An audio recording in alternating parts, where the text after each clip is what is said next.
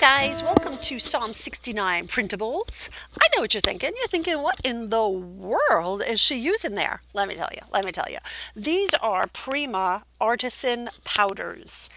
Prima artisan powders. They're kind of like pan pastels, but you see that they come in, excuse me, like that little powder that you could shake and dab and roll on there.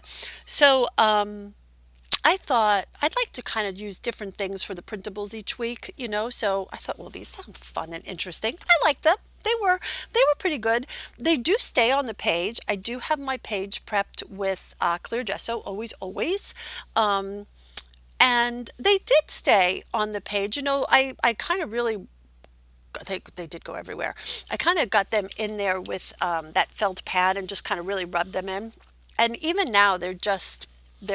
They're staying on the page with no problem.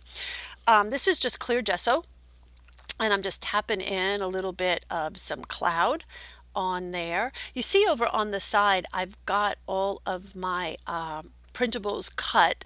I fussy cut. I do not use my Cricut to cut them because I like to cut right up to the color of the sticker. I don't like the white outline around them. So I have everything fussy cut and ready to go. So I think um, in the other video for Psalm 68, the one where I grabbed, no, Lisa, concentrate. So Psalm 68 in the other video where, the weekly doodle, I have the little girl, she's kind of like covered under an umbrella and the rain's all coming down on her.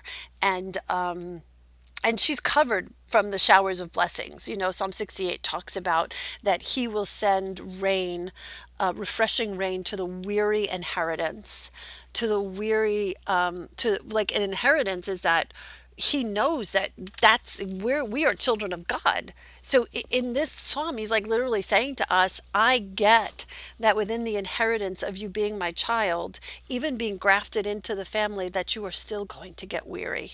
There are going to be places that are harder than you can ever think of to have to walk through. So in that song, and he'll send refreshing rains and showers of blessings. So I'm always trying to figure out like what doodle can be kind of easier to so everybody that wants to can draw it.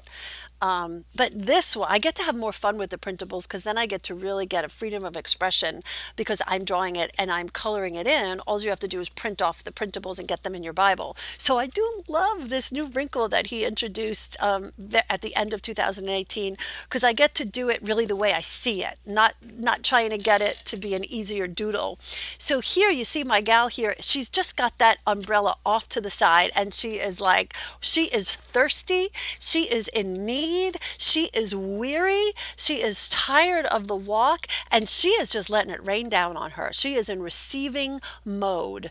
And I love that visual of us being in that kind of receiving mode, even when we're weary, even when we're walking out and we don't know if we're going to take the next step, to have the forethought and the awareness to put the umbrella away and to just soak into his presence and soak into the manna that he does provide for us.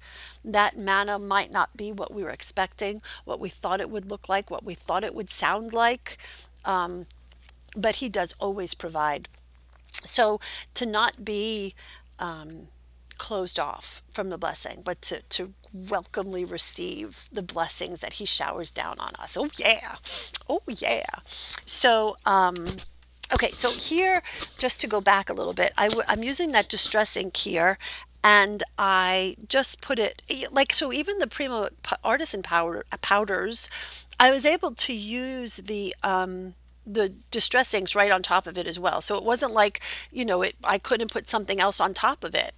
They worked just great. They went down, they stayed down, and they allowed me with mixed media to keep on putting stuff on top of them. So I like them. I think I will. I only got 3 colors, but I think I might try some more. But I have enjoyed them. So I've got her.